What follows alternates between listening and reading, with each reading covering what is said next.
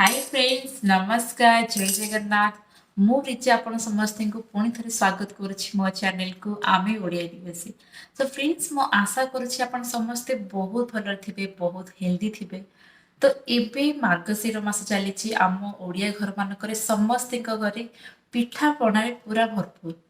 तो आज आसतु आमे आपण माने मो सहित मो किचन को जीवा एंड सेठी बनेइबा हमर मंडा पिठा जोटा माने 10 पुर मंडा पिठा जोटा महालक्ष्मी कर बहुत प्रिय समस्त घरे करंती। तो चलंतु आज मो संगरे आम मो रोसई घर को जाइकी आमे मंडा पिठा तैयार करबा। आ गोटे फ्रेंड्स वीडियो को प्लीज शेष पर्यंत देखिए जदि आपको भल लागिवो प्लीज लाइक करबे एंड सब्सक्राइब करबे मो चैनल को। सो आउ डेरी करबा नै चलंतु देखि नेबा।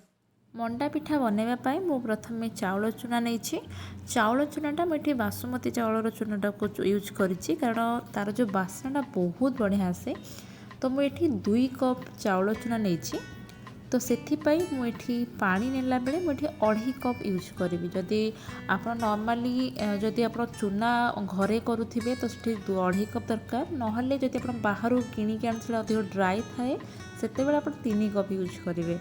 पानी देसला परे टिके लुण ता सहित मु गोटे चामच चीनी ये पकई। तो फ्रेंड्स सेठी गोटे मो ट्रिक कहूँ जिते आप जंतुणी तैयारी करने पूर्व ए अल्प टिके घी पकईदेवे माने घी पकईला पिठाटा बहुत नरम हो जाए।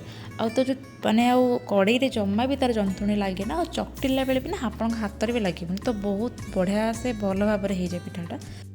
तो एबे हमें सब जिन टे मिसई दबा आटा को टे मीडियम फ्लेम रे पानी को फुटला पर्यंत आपको बॉयल करवा। तो ये आप देखिपे पानी एवं फुटी आसला। तो एवं आमको फ्लेम को लो करके सबुतिक चूना पकईदे। तो चूना पकड़ा पड़े गोटे जिन ध्यान रखिथे कंटिन्यूअसली आपे मिसेबे मैंने गोल रखिए जमी आम बिंडी न बनी जाए। जदि भी बिंडी बनला भी आम पर चकटला ठीक से करदे बट एबे जदि भलसे आप मिसेदेवे तो बिल्कुल भी बिंडी बनबनी।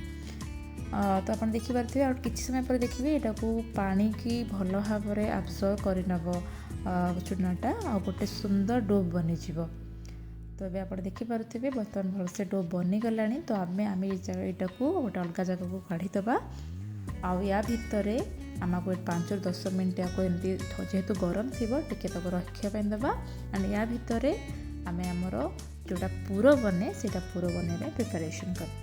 तो चलतु एबे को रखीदबा आ पूरा प्रिपरेशन कर पूरा लगी समस्त जिनस मुझे रखीदे। मु प्रथम नहीं नड़िया नड़िया को कोरेकी रखीदे नड़िया कोरा आमर ता सहित यहाँ हूँ आमर छेना घर छेना आपन दही छेना भी यूज करें। मसला रे मु नहीं छोट अदा खंडे टिके कपूर गुजराती लवंग अलैच गोटे बड़ गुजराती और छोट तेजपत्रटे आपण ये मसलार क्वांटिटी आपण पूरर क्वांटिटी हिसाब से कम बहुत करें। मुझे गुड़र पाउडरटा को यूज करुच्ची आपण चाहिए खंड गुड़ मिले सेटा को आपण यूज करें। तो मो सब मसला को भल भाव छेची देछि। तो एबे चलतु आम प्रिपेयर करवा हमर पूर। तो पूर पे प्रथम पैन गरम करदेवे एंड आपणकर जहाँ गुड़ थी गुड़ को पकईदेवे। तो टिके को गरम हाँपे देवे गरम होगापर आप देखिए किसी समय पर ये मेल्ट हवा स्टार्ट हो। आप देखिपे कि गुड़टा आम मेल्ट हो गला। तो ये आम रखी नड़िया कोरा और छेना को पकईदबा। छेना पकई सारापर आम ए 4 ରୁ 5 मिनट लो मीडियम फ्लेम रे भल भाव को भाजवा।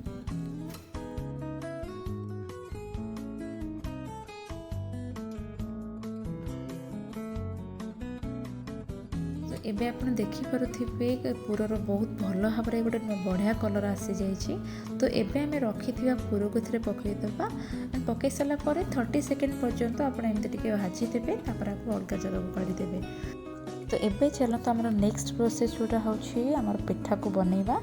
तो ये आपंकर टे 5 मिनट हो गला भितर।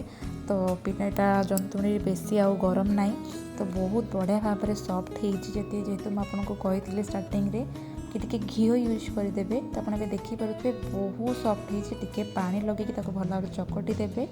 आप डोफ देखी जानीपे कि जमा भी हाथ में लगुनि बहुत सफ्ट हो डोफटा।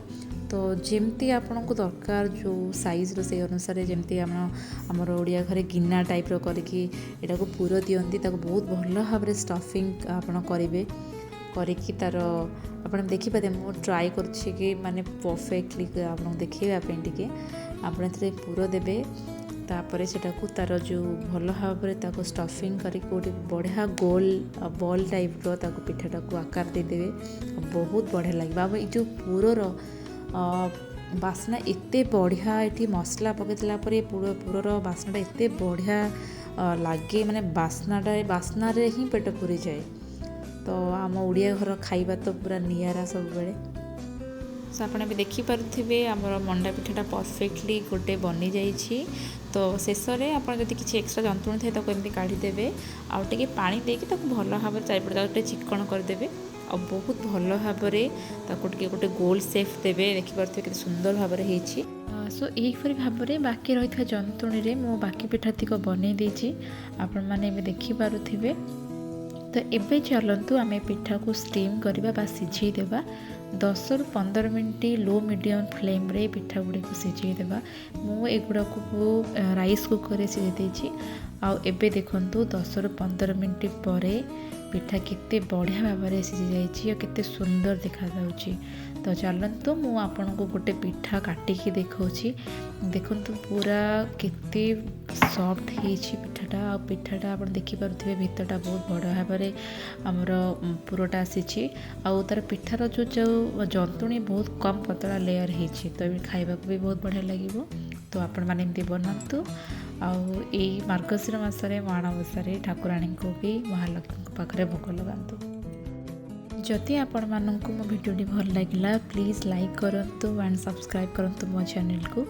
So thank you so much. जय जगन्नाथ।